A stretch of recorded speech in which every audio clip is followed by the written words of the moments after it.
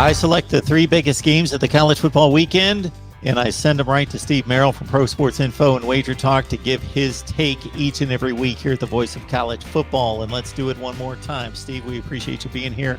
As always, big game in the Big Ten. Purdue was a giant slayer earlier this year, going to Iowa City to take down the number 2 ranked Hawkeyes. Michigan State coming off the huge win against Michigan, a 3-point favorite on the road at Purdue.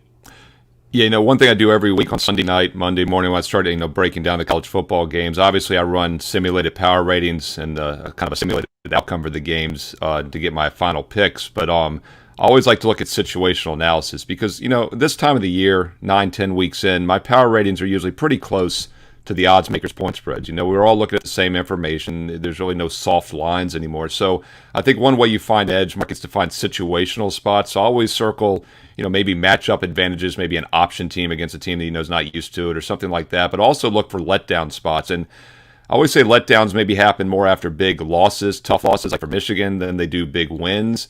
But I think this is one of those examples where there could be a letdown after a big win, especially the way Michigan State had to come from behind down 2 touchdowns in that game to tie, take the lead, win it.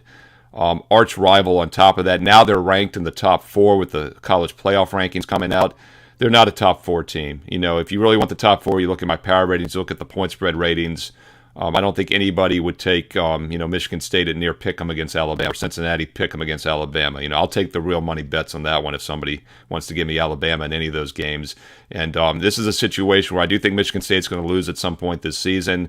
This looks like a likely suspect. I'm not huge on Purdue this year. In fact, I'm not sure I've been on Purdue all season for my clients. With that said, though, I think the line is fair.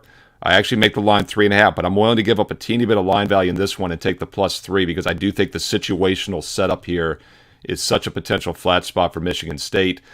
Purdue does not run the ball well. They're going to struggle to run in this game, but I do think they can throw the ball. Michigan State is solid offensively, solid defensively. It's not a fluke that they're undefeated, but they're not a top 4 team. We'll take the situational aspect here, and we'll look for a Purdue upset. I think the playoff picture gets a little bit clearer because of that. Folks, join us on Patreon. My selections last week against the top 25, 13-5 against the spread last week, 107-69 this season against the spread.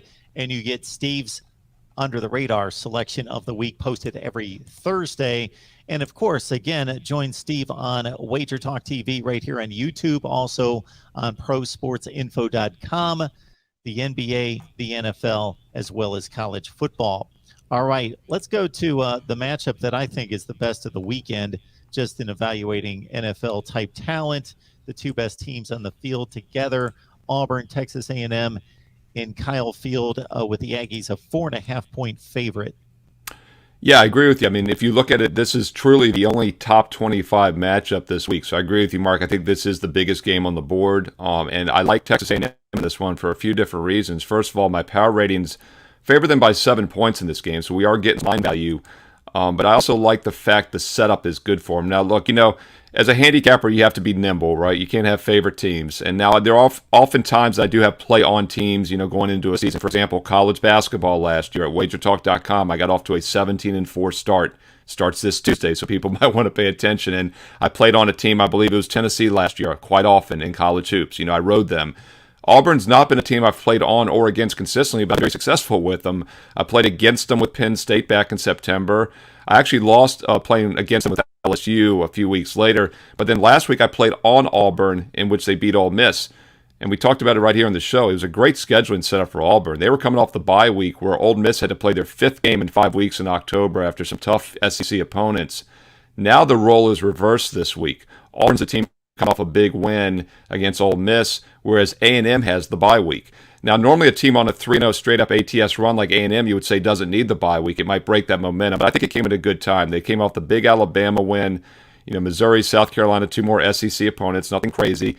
Another week to regroup here. I think they keep the momentum going. I like A&M's setup here, and I like the line value. I make the line 7. It's currently only 4.5 to 5. Again, catch Steve's work there at prosportsinfo.com. The NBA has started. College basketball is just about underway. And, of course, the NFL as well. let's go out to the Pac-12 for this matchup. Washington's been nothing close to what we expected as a preseason top 25 team, but still in the mix in the Pac-12 North Division, taking on an Oregon team that the College Football Playoff Selection Committee is ranked at number 4. Oregon at Washington, the Huskies a 7-point dog. Yeah, both these teams, Mark, have been money burners this year. You know, they might be a combined 11-5 straight up, but they're combined 5-11 against the spread. And as you said, Washington has underperformed this year, and that's why 2-6 against the number. But Oregon, even at 7-1 straight up, they're just 3-5 against the spread. One of the reasons Washington is struggling is basically the offense. I mean, it's no question about it. This team is averaging less than 23 points a game. And guess what? They've gone under in 7 of their 8 games this year. The total has gone under in 7 of the 8. So they got to start scoring more points.